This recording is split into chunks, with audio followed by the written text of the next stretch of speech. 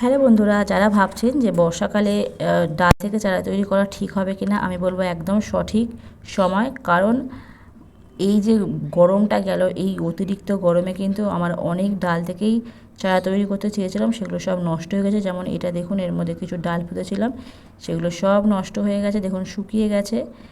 তো আপনারাও চেষ্টা করবেন যে ঠিক বর্ষাকাল আসবে সেই সময়টা আপনারা ফুল গাছের ডাল থেকে চারা তৈরি করতে। কিন্তু আমার চন্দ্রমল্লিকা গাছের ডাল থেকে দেখুন কত সুন্দর চারা তৈরি হয়েছে, কত সুন্দর রুটস বেরিয়েছে। আমি এর আগেও আপনার সাথে এই ভিডিওটা শেয়ার করেছিলাম। এই গাছটা আমি আজকে মাটিতে শিফট করব এই টবের মধ্যে, আর এই গাছটা আমি ভাইকে গিফট করব। তো এটা হচ্ছে আর একটা গাছের ডাল, এটা যে সাদা রঙের চন্দ্রমল্লিকা গাছের ডাল, কত সুন্দর রুটস বেরিয়েছে, দেখুন কত সুন্দর চারা তৈরি হয়েছে।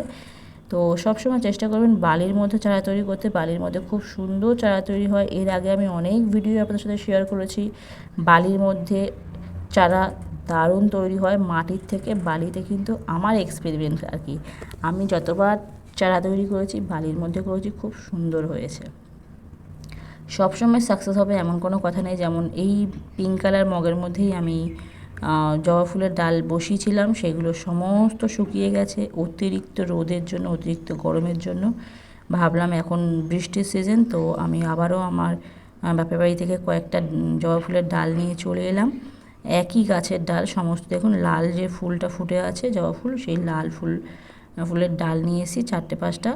ভাবলাম এর মধ্যে যদি একটাও বাঁচে তাতেই আমার ছাদ বাগান পরিপূর্ণ হয়ে যাবে। যেহেতু আমার জবা ফুলের গাছের ডাল গাছ কিন্তু একটাও নেই, তো খুব আফসোসের ব্যাপার। চেষ্টা করছি জবা ফুলের ডালটা থেকে চারা তৈরি করার, সাকসেস হলে অবশ্যই আপনার সাথে ভিডিও শেয়ার করব। আর একটা টগর ফুলের ডালও বসিয়ে দিলাম, দেখা যাক। আমি কিন্তু এবারে সব কটা পাতা ফেলিনি, নিচের পাতাগুলোই ফেলেছি, আর অ্যালোভেরা জেল দিয়ে বসিয়ে দিলাম। দেখা যাক, নেক্সট আপডেট জানার জন্য অবশ্যই আমার চ্যানেলটাকে সাবস্ক্রাইব করবেন। আর এই গাছটাকে আমি আজকে এই টবের মধ্যে বসাবো। তো দেখুন চন্দ্রমল্লিকা গাছ কিন্তু শীতকালের গাছ। যারা মনে করছেন শীতকালে চন্দ্রমল্লিকা গাছ করবেন, তারা কিন্তু এখন থেকেই ডাল কাটিং করে চারা তৈরি করতে পারেন। তাহলে শীতকালে একটা গাছ থেকে কিন্তু প্রচুর প্রচুর পরিমাণ কিন্তু আপনারা চন্দ্রমল্লিকা চারা তৈরি করতে পারেন। তো এখন থেকেই চারা তৈরি করতে থাকুন, দেখবেন শীতকালে অনেকগুলো চন্দ্রমল্লিকা গাছ হয়ে গেছে।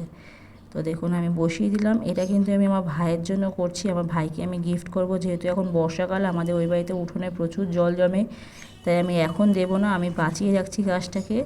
বর্ষাকালটা ঠিক চলে যাবে, তারপরে আমি ভাইকে এই গাছগুলো গিফট করব। তো আমার গাছ বসানো কমপ্লিট হয়ে গেছে। আর এখন যেহেতু বর্ষাকাল, গাছে কোনো রকম খাবার ব্যবহার করতে হবে না। বৃষ্টির জলে প্রচুর পরিমাণ খাবার আছে। দেখুন এটা বৃষ্টির জলই জমেছিল এই সরাটার মধ্যে, ওই জলটাই আমি দিয়ে দিলাম। আর ড্রেনেজ সিস্টেম কিন্তু সবসময় চেষ্টা করবেন ভালো করার। দেখুন কত সুন্দর জলটা বেরিয়ে যাচ্ছে। ড্রেনেজ সিস্টেম ভালো করলে কিন্তু গাছ মরে না। তো যাই হোক, এরকম নিত্য নতুন ভিডিও দেখার জন্য অবশ্যই আমার চ্যানেলটাকে সাবস্ক্রাইব করবেন। আর যদি ভিডিওটা ভালো লেগে থাকে, একটা লাইক করে দেবেন। আজকে